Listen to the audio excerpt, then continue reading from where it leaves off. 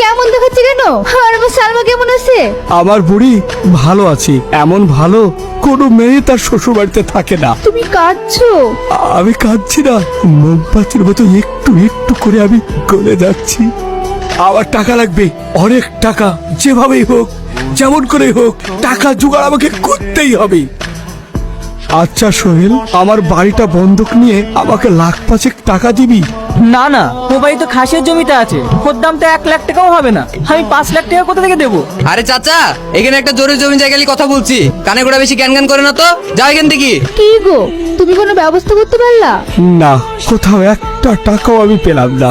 অনেক জায়গায় ঘুরলাম, কিন্তু আজ আমি টাকা জোগাড় করবই। কিন্তু তুমি এত রাতে কোথায় আছো? তুমি চুপ করো, আমার অনেক টাকা চাই, অনেক টাকা।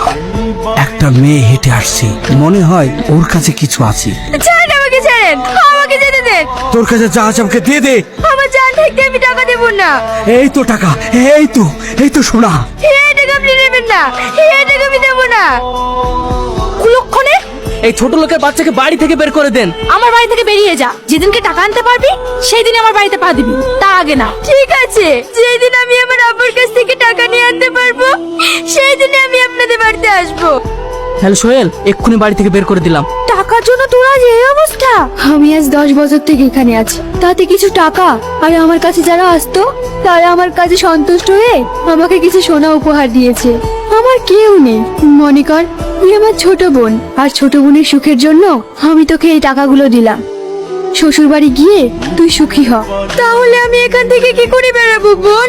তোর কোনো চিন্তা নেই, এই বোরখাটা পরে নে, তোকে আমি ঠিক এখান থেকে বের করে নিয়ে যাব।